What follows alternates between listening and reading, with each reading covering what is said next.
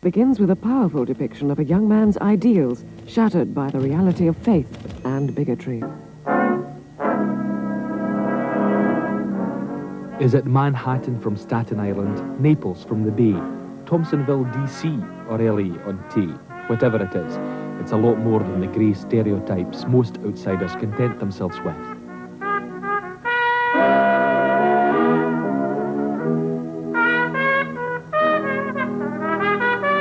Dundee, once Scotland's second city, has always been first for the beauty of her setting. Legend gave it the Latin name Electum, meaning beautiful. Its founder Earl David went further, christening it Dei Donum, gift of God.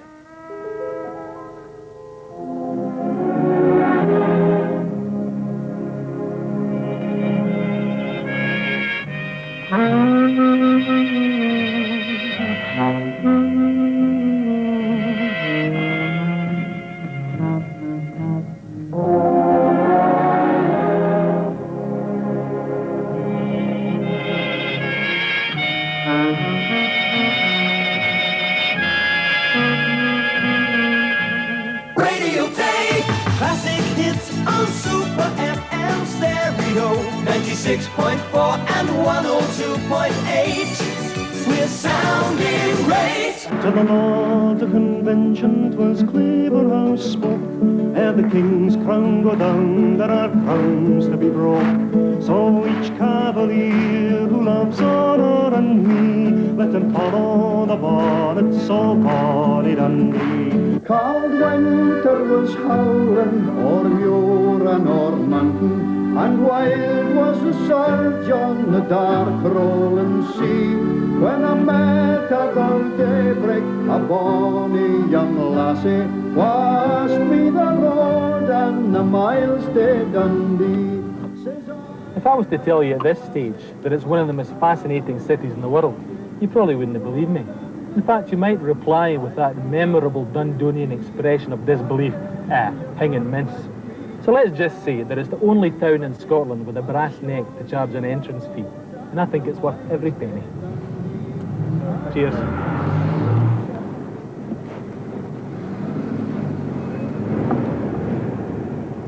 Dundee is, as everyone sees it, is always a kind of place that's very cut off. Where is Dundee? It's between Aberdeen and Edinburgh. That doesn't really express where Dundee is.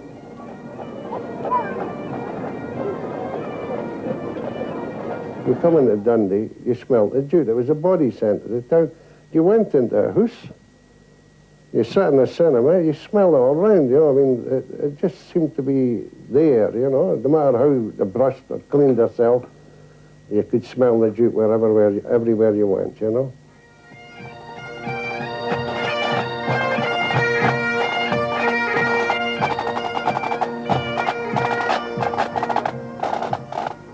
We're very proud of this city. I think we always have been. We don't boast about it too much because we like to keep it to ourselves. It's fair to say that Desperate Dan actually lives in Cactusville on Tay, because, I mean, the Cactusville has closes and lampposts and hitching posts for the horses, and a sheriff with a badge and a gun, and, you know, butchers' shops that could have been at the top of the hill or in the Overgate or whatever. And although, you know, you won't actually see a street name or really a recognisable building, the whole ambience of the place, the buildings and the settings, and you know, you see a bus stop, the row of people standing waiting at the bus stop as Biff with the Bears zooming past on his scooter, slapping them on the face with, you know, red paint or something.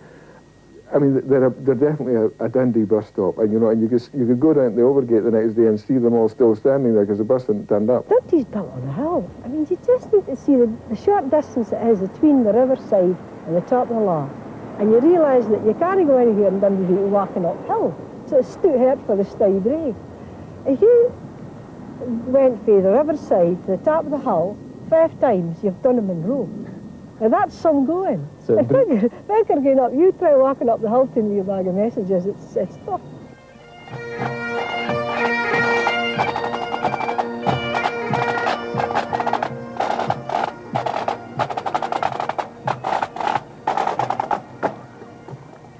When you go across the river and look at Dundee, the shape of Dundee, built on a hill, it reminds me of a young crinoline lady standing there with the Sidlaw Hills as a stall to protect her. And she stands in such beautiful surroundings. And then she looks down, and oh gosh, she's got a dirty petticoat on. But a dirty petticoat could be washed. Minnie, you're 95 years old. Yes. On October. Have you any ambitions left? Yeah, eh? Have you any ambitions left in your life? Yes, I have. My greatest ambition is to see my favourite team win the cup, the Dundee United. And if they don't hurry up and win it, Ellen will be here. Minnie's ambitions are on ice, but she'll be joining everyone in the city's 800-year celebrations.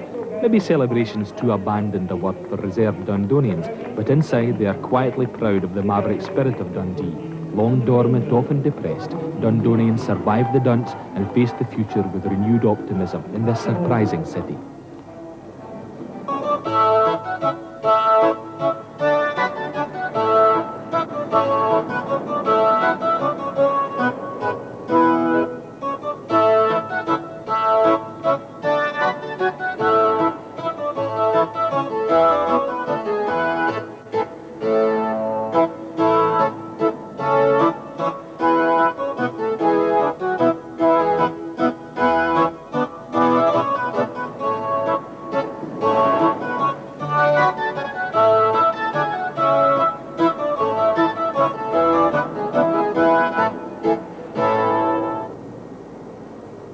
Dundonians have a strong sense of identity, inherited with a feel for the city's streets, an area explored by artist Joe Austin.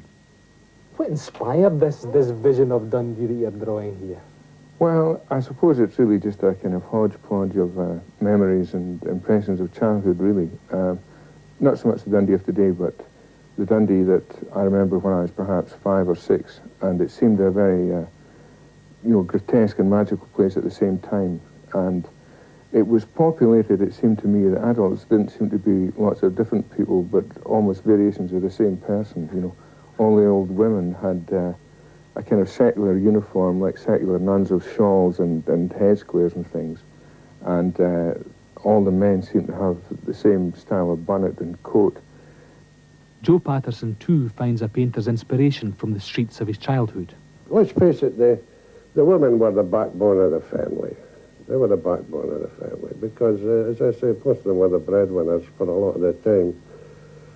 And but they had this system in the mills. You wonder how they got away with it. They took a laddie on at 14. At 18, they paid him off because they paid him a man's wage. And, of course, the recruiting office done a roaring trade. You know, that's the only way they could get a suit of clothes and 4 meal a day, down to Barrack Street and join the Black Watch. The next stop was India, you know, the Khyber Pass. They all look extremely worried. I think worry hung about the town like the smell of jute. You know, it was an all-pervasive thing. Why is the bed lying in the middle of the street? Well, I suppose because there was a sense in those days that the street was a communal area. You know, when you left your house, when you went out the front door, it wasn't so much you were going out of the house as that you were going into the street. The street was a kind of, like a huge family room that this village, this large village of Dundee, shared. So everyone had a right to virtually do what they wanted in the street within reason. I mean, I've come home from school and seen big nurse gun, this healing midwife sitting there. Oh, there's another burning. I just thought my mother was getting fat, you can.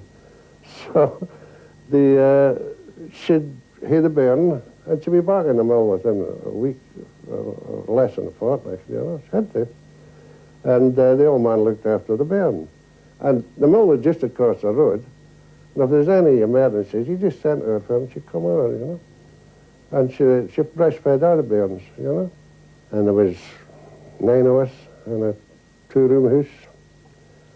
I mean, there was 4 boys in one bed and 2 girls in the other. And then, of course, the younger ones, they were scattered around. One slept with my mother and father, not in a cot, you know. It was pretty basic, you know. The children look quite happy out in the streets there. Well, I think children can kind of cope with anything, but in the drawing, they looked a wee bit worried as well. Even the wee guy sitting under the bed reading his down to his beano, he's a bit worried. Somebody's just died above him. Well, yes, I suppose that. Yes, I'd be worried if I was reading a beano under somebody's deathbed myself. But no, it was, again, I think the reason it's, I have that particular juxtaposition of images, it's this, I say, there was always this sweet and sour mixture of the grotesque and the magical.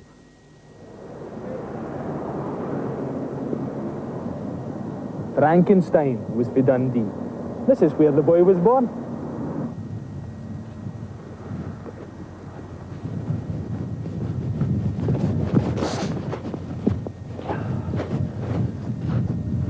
Frankenstein's creator, Mary Shelley, spent her holidays here on the blank and dreary northern shores of the Dee. She wrote, "Blank and dreary on retrospection I call them. They were not so to me then. They were the eyrie of freedom and the pleasant region where I could commune with the creatures of my fancy." Frankenstein still haunts Dundee and lurks in dark places in the city and its psyche, appearing intermittently to destroy any beauty created in this superb environment. Little of historic Dundee remains, for like a monster devouring its young, it's gorged on its past riches. Some of the worst excesses of 60s and 70s corporate vandalism are to be found here. While Edinburgh was knocking down parts of Princes Street, Dundee was destroying the more historic Overgate and throwing up an instant concrete slum. They even managed to divorce the city from the river. The impressive 15th century Gothic Tower of St Mary's reveals the sophisticated mentality that once prevailed. Confident, magnificent, in contrast to the shoddy prefab which obscures it, narrow, provincial, temporary. A difference in world picture so striking as to be almost incredible unless you explore the history that wrought the city. Since the time it replaced Perth as the main port on Tay, it was always one of the country's most dynamic and outgoing cities. The University of Bologna was a favourite of Dundee students, while Flemish weavers settled here in numbers, an international city. For by the 16th century, Dundee was second only to the capital in wealth and power, her ships carrying cloth, hides and fish from the River Tay to places as far apart as Estonia in the Baltic and Bordeaux in France. In return, they brought muscadels, Alicante and claret wine, silks from La Rochelle and fine taffetas from Naples, all signs of the increasing opulence of merchant dynasties like the Wedderburns. The Wedderburns showed they had culture as well as enterprise when they composed the Gid and Godly ballads, which ranged from pro-Reformation propaganda poems to exquisite love lyrics such as this. To me, she is both true and kind, worthy it were she had the praise, for nae disdain in her I find, I pray to God I may her please. When that I hear her name expressed, my heart for joy does lout therefore, aboon all other I love her best, and tae I dee, what would she more?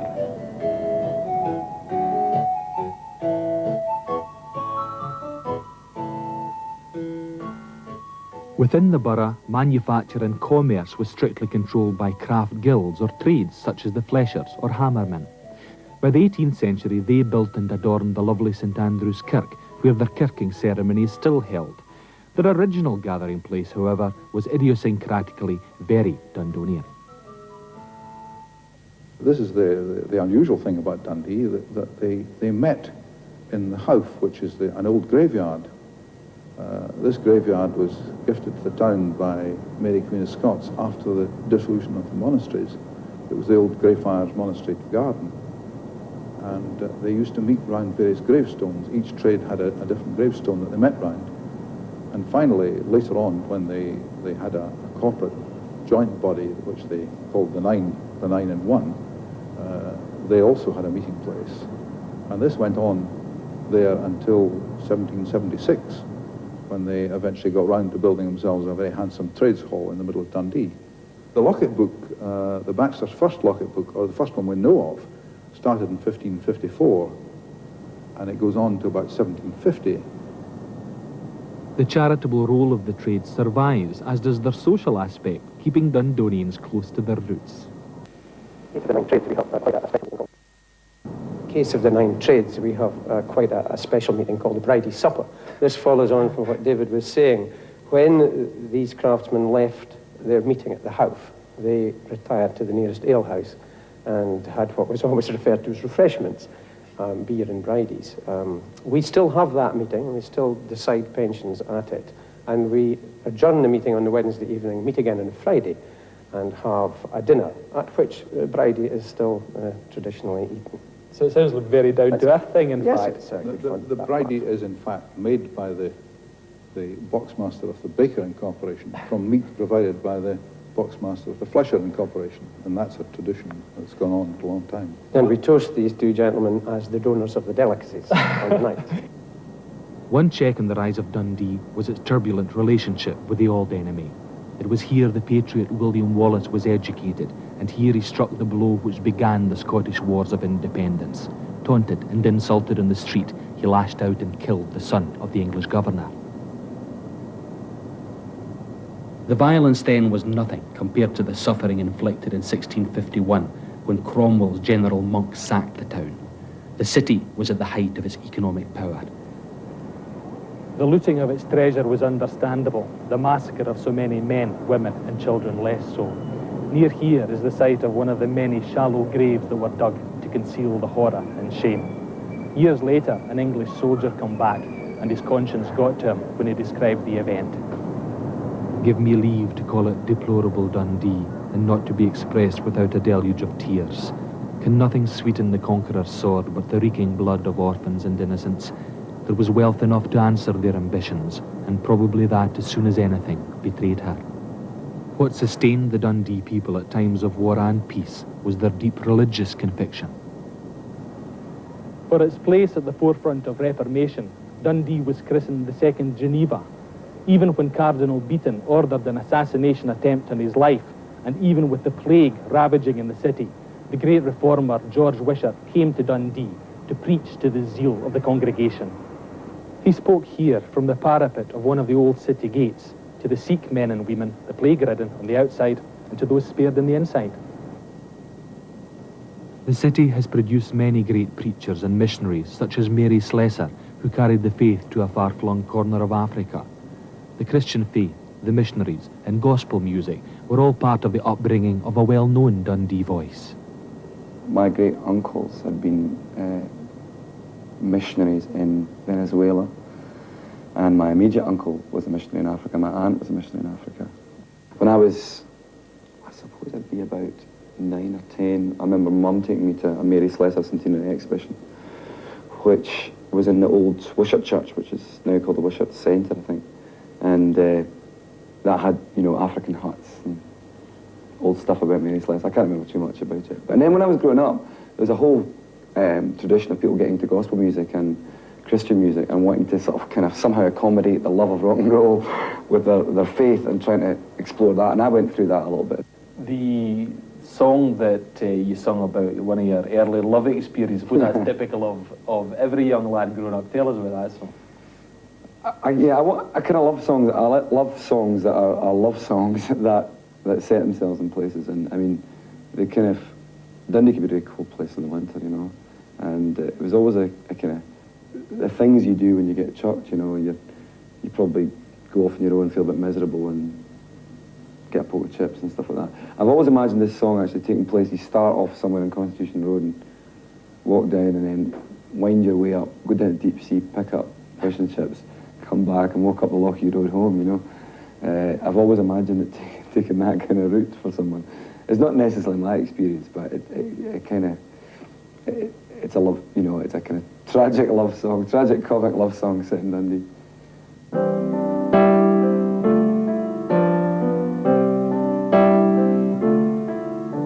Those eyes and broken pavements on the hilltop. Light was falling from the infirmary. Last of the dogs barking. Steps from gentle teardrops.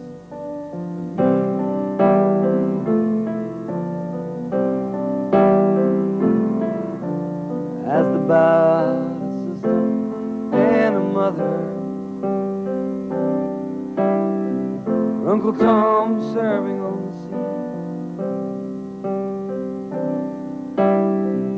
Grandpa's gammy leg kept him in his bed, kept out gentle teardrops on me.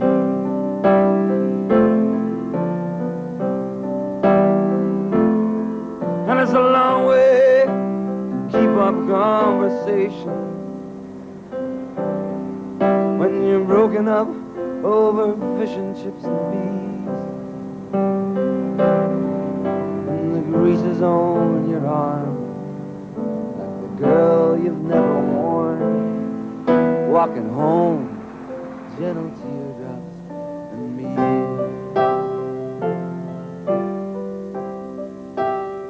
It's a cold, cold night. It's a cold, cold night. Don't forget, September is your birthday,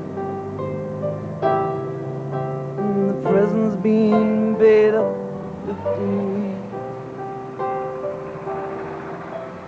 Send it through Louise. You can take it as you please. Love, gentle teardrops from me. Love the gentle teardrops from me.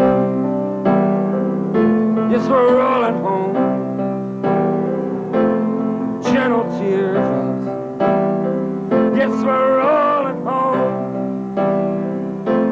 Gentle teardrops. Yes, we're all at home. Gentle teardrops. Historically, the hill town was out with Dundee city walls, and the expansion of wool weaving and bonnet making here helped precipitate the breakup of the restrictive practices of the trades within the city. By the 18th century, wool had been replaced by linen as the main fibre woven, local, then Russian flax providing the raw material. But it was the arrival of another fibre, jute, in the middle of the 19th century, which would herald a boom of unprecedented wealth for the entrepreneur who were accumulating control of the handloom industry as the city expanded to absorb villages such as Lochee and geared itself to the new power looms. Coxes, Hallies, Eagle, Craigie, Brockies, Baxters, Bowbrig, Caird. I'm getting tired of working, but to lose my job, I'm feared. In any litany of Dundee jute mills, Coxey's Camperdown Works comes first. The Coxeys were the definitive jute barons. The wealth was created at tremendous human cost, for child labour was common until well into our own century. My mother was working, but was not big money. And when I was 12 years, she applied for a half-time exemption. And I got, it was granted. I was a good scholar at the school, and it was granted. So I got a job into Bistie's. Now that's Don Buse and Brothers, but the Dundee people called it Bistie's in Barrack Street. So they had their own school. So I went a half a day to work in the morning, stay at the school, and then work in the afternoon. Next week I reversed it. And then my partner would reverse, you know, with me. And we got 4 and 3 one week and 4 and 6 the next. So describe a typical working day for you. Well, it was hard and that. But you go home and tell your granny that your bones was aching. Oh, that's growing pains. You nothing else but growing pains. Did you follow your mother into the jute trade? Yes, well, I went into the weaving, was in Baxter's to learn to be it was canvas at that time in Baxter's, canvas weaver. And how did you find that? No, I found that a very soul-destroying job. You never saw the end product. There was no end product. It was a very isolated job. You couldn't keep on a good conversation with anybody. Everything was done by sign language. And the one I remember most of all was, I'm fed up.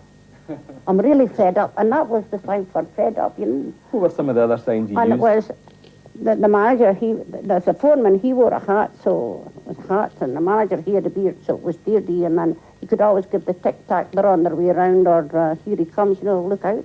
And then used it for time, what time it was.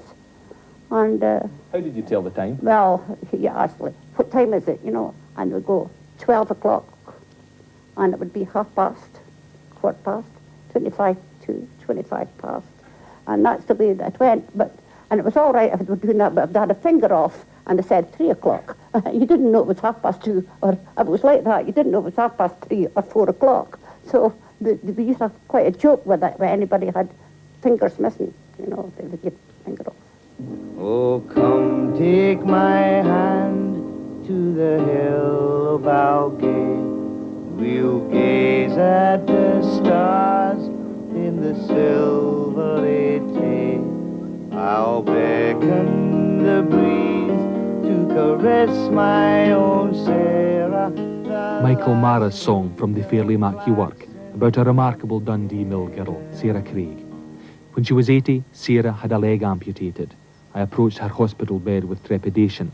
Billy, she said, if they give me a stick and a parrot, I'll get to play Long John Silver. The fortitude of the women is legend. The facts are chilling. I was 10-year-old fast, but it was on false lines. My sister, I went on her lines. Every 7 weeks of my holidays for the school, I went in and worked. And when I was 14, I went right in. I knew all what to do. Why did your mother send you in when you were 10? Poverty. Women who were pregnant were paid off. So, in the words of the old Dundee song, they strapped their corsets neat and tight so that nobody would find out that they were pregnant. And the part, perhaps their neighbour in the work, would be very, very kind to them. Any heavy lifts, they would rush round and give them a hand to it, assist them, sit down and keep a lookout for the foreman's coming, because at that time there was no tea break, and they would sneak in another cup of tea. You have to be very smart. You see, the shifting, we went to the shifting.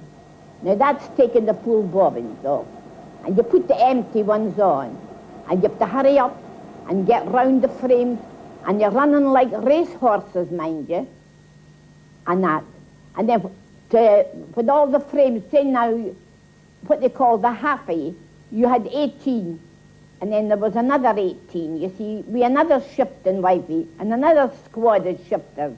We were like jockeys, you know. Single men emigrated and joined the army in droves, leaving further imbalance in the city's population. A life alone would be the lot of many Dundee women, so the bittersweet humour of a certain song had added poignancy and became the Mull Lassie's anthem. Now I have oft times heard it said, be my father and my mother, the gang to a wedding is the markings o' another. If that be true, I'll gang without a bidding. O kind Providence, would you send me to a wedding? And it's, oh dear me, what will a day if a day and all made in my garret? Soldier or come sailor, come tinker or come tailor, anything at all that'll tap me fae my father. Come rich man, come poor, come wise or come witty, och, just anything at all that'll marry me for pity. And it's, oh dear me, what will a day if a day and all made in my garret? Now I'll awa him, for there's naebody's heeding, naebody's heeding to pair old Annie's pleading. I'll awa him to my ain wee bud garret. If I can't get an old man, I can surely be a parrot. And it's, oh dear me, what will it do if a dear old maid in my garret? There you are now. I think a lot of the way that folks think about Dundee's got to do with the women. Because Dundee, as everybody kens, had a trade that was predominantly women. And it was a hard life. And they worked 6 days a week, they ran a house, and they brought up a family. And there wasn't much work for the men. And everybody kens the story about the men were called the kettle boilers. But the women had the power because the women had the money. Money is power. It doesn't matter where you go in life. And I think they had to take the role. There were the wage earners and the Tina on the role of the wage earner. And it gave them a kind of, what they're called now is feminism. But they had that long before anybody thought of the idea of feminism. And they just felt that they were equal. You couldn't say to a woman, you're doing what I tell you, when she's had the wage back on a Friday or Saturday, as it was then. Even today, Dundee men have a reputation of being more reticent than their women folk. There are exceptions, however, like Andy Pelk, art college lecturer by day and St Andrew of the Woolen Mill by night. It's a wee song about, well, just boys. Boys that you know, boys that I know, boys that Billy knows. And they're boys that, age are them, Mick? 40, 42, 43. And they wear tank tops, and they're still wearing tank tops. And they're wearing iraks. And they're nice lads, you know, I mean, they're okay. And they do their bit. They help their mum and the hoover, the polish, stuff like that. This is a wee song called Hermless. Thank you very much. There will be, yeah. I can assure you of that.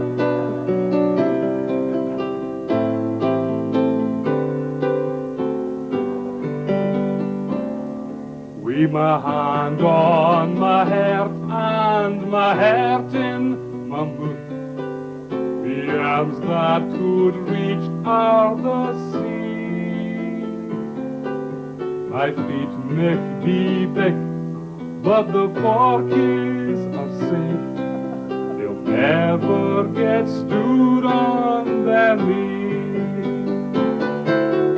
Hermless, hermless, there's never any bother for me. I ging to the library, I took out a book, then I come in for my tea. I save up the coupons that come with the soap, and when I have saved 53, I send a 50, the 3 in the draft, and something gets posted to me. Hermless, hermless, there's never any bother for me. I do wit, I'm tell kinda tidy my room, then I come down for my tea. There's an or twa folk wha could crave a chance. They're canny and meek as could be. There's Tom with his pigeons and Will with his mice, and Robert McLennan and me. Hermless, hermless, there's never any bother for me. I get to the library, I take out a book, then I come in for my tea. Left hand, everybody, go, go, go. Hermless, hermless, a good lad, a I was, will be. Nobody noticed that I was not there if I did not come in for that.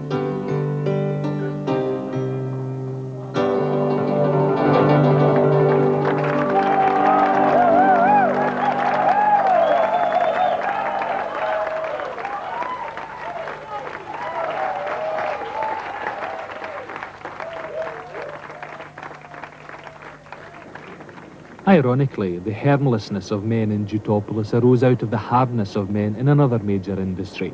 Whale oil was used to batch or soften the brittle jute fibre and adapt it to the power looms.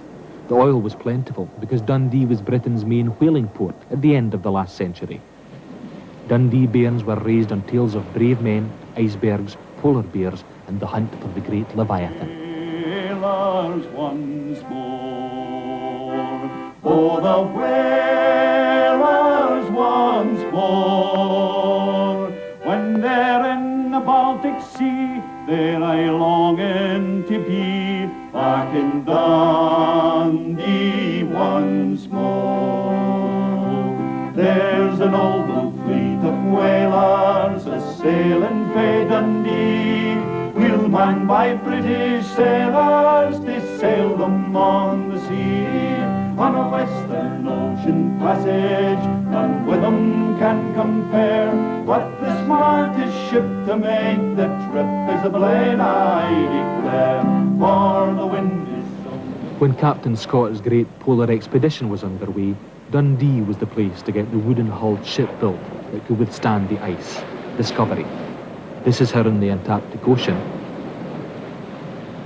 And this is her docked back in her home port, a symbol of her past and a slogan for her present revival. Dundee, City of Discovery. There are other skills remaining from the seafaring past. Alison's the sailmakers are still along from Whale Lane on Dock Street. Jim, tell me exactly what you're doing here. I land liberally me doesn't can. Well, it's just a simple splice. A short splice. Just to tie the ropes together? Which ends together, yeah? Make a sling. Endless sling. An endless rope. And what's this for? Jute.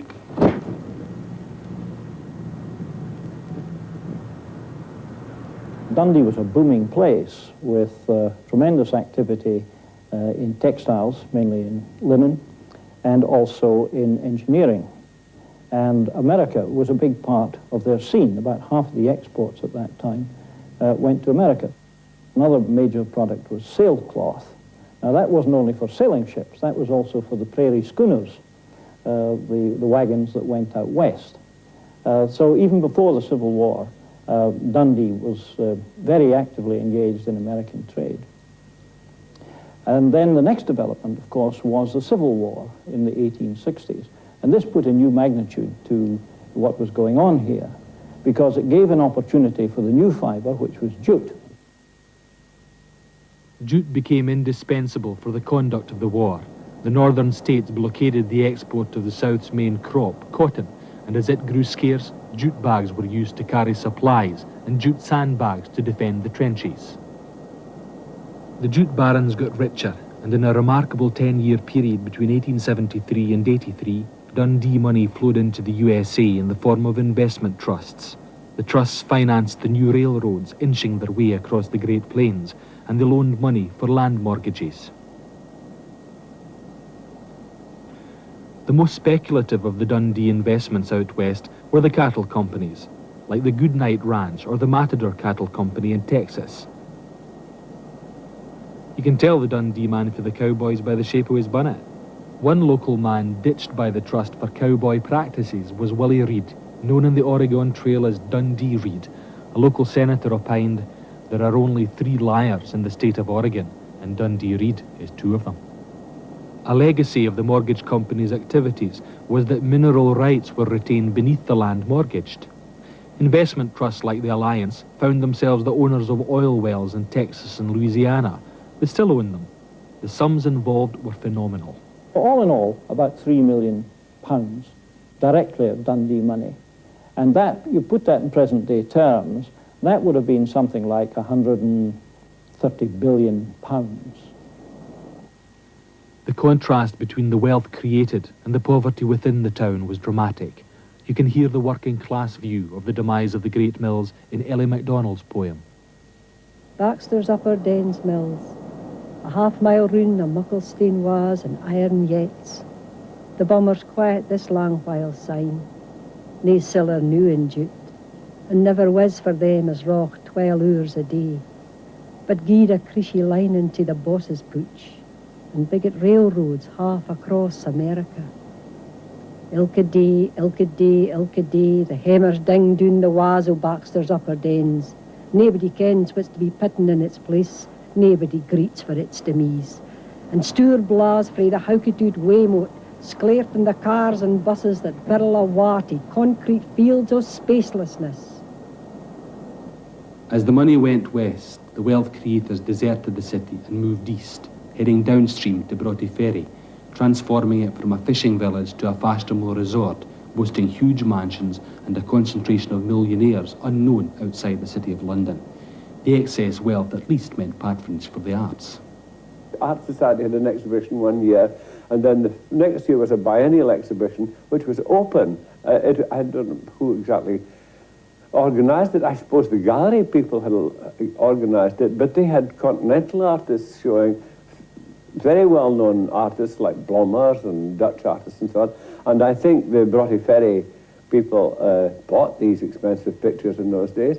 And in fact, it's a side sort of shows what Dundee was like when it's recalled that Boyd of Claremont, who was managing director of Keeler's, a very rich man, and when he donated or started a chair of dentistry in Dundee University, the chair was financed by him selling 2 Van Goghs and a Cézanne or something like that, which of course today would be probably amount to 100 millions or something. But in those days it didn't amount to money like that, but still, even then, they were very valuable pictures.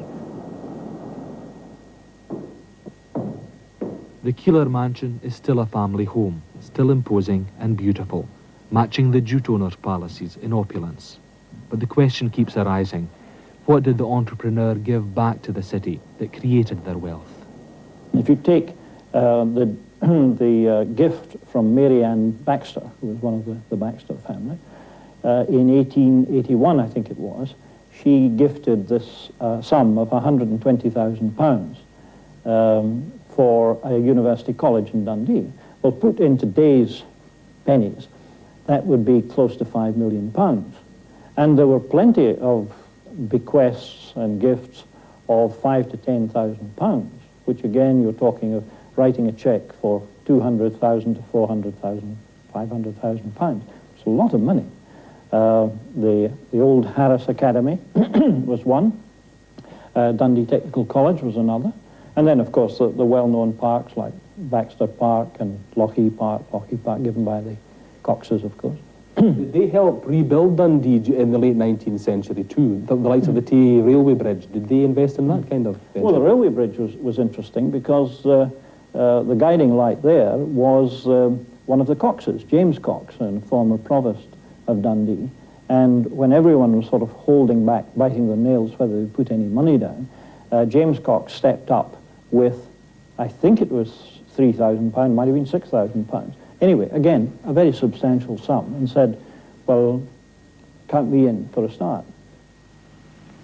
On the north side, at Dundee Taybridge Station, we began to be anxious, for the train was now nearly half an hour overdue.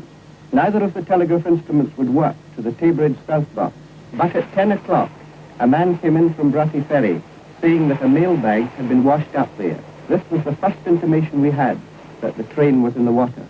It was not till next morning that we saw the full extent of the damage to the bridge. Of the train, there was no sign. Of the first bridge, there remains only the stumps of the legs. It and its replacement has the dubious honour of being immortalised in yon Peer Edinburgh buddy McGonagall's poetry. Beautiful new railway bridge of the Silvery Tay, with thy beautiful side screens along your railway, which will be a great protection on a windy day, so as the railway carriages won't be blown away, and ought to cheer the hearts of the passengers night and day, as they are conveyed along thy beautiful railway. and towering above the silvery Tay, spanning the beautiful river shore to shore, upwards of 2 miles and more, which is most wonderful to be seen, near by Dundee and the bonny Macmillan Green. What is remarkable is that the wealth sloshing around Dundee was such that they could build a new bridge within 7 years. It has become a symbol of the city, principally through the thousands of reproductions of James Mackintosh Patrick's Tay Bridge from my studio window. It's springtime, really. The trees are still not in leaf, but there's a lot of nostalgia about it. The railway engines with the steam clouds and so on, as before the days of diesel, and the horse-drawn cart, which was a real vegetable cart. And I persuaded them to just stay still, Roy's cart, and they stayed still. Instead of delivering vegetables on each side, he walked a wee bit and left his cart there for me to paint the horse. And the railings had been taken down during the war, but I put them back from a memory because I wanted their shadows on the ground to make the foreground more interesting. It's a painting that you see on walls all over Dundee, and apparently wherever Dundonians gather in the world, you see it on their walls. Do you enjoy that celebrity? Oh, yes. Yes, I don't see that art needs to be a kind of highbrow, exclusive thing. I would like to think that the people who think more highbrow in a way than what we're talking about, popular art, think that the pictures are reasonably well painted. One of the visitors who came to view the engineering wonder of the bridge was former US President Ulysses Grant. He had used Dundee jute and canvas to good effect during his Civil War campaigns, but probably knew little of how much the westward expansion of his young country owed to the same people who invested in the bridge. His reticence and understatement, however, accords perfectly with the Dundee character, celebrated brilliantly in the songs of Michael Mara. The only thing anybody could remember that he had said was, "That's a mighty long bridge." So I added a wee bit on the end of it and made this song, and the song is called General Grant's Visit to Dundee.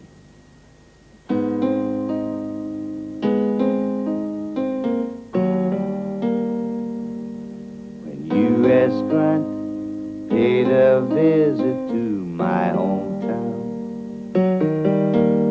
they spruced it up with a lick of paint, and they showed him round.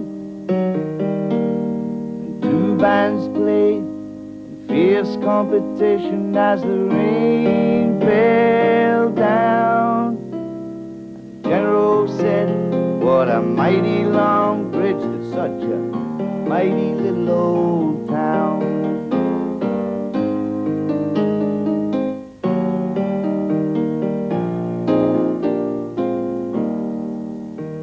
A man called Walsh hung from a window with the stars and stripes, and the orphan boys sung Hallelujah,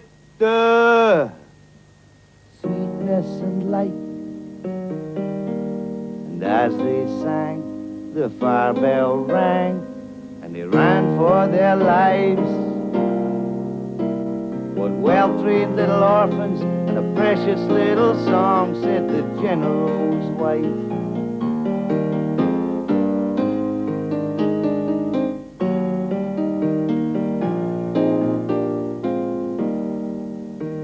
A carriage was called to the Magdalen Green before the darkness fell, with a short stop over for the ladies' convenience at the Royal Hotel. And the general frowned through the last of the speeches, though he took it well.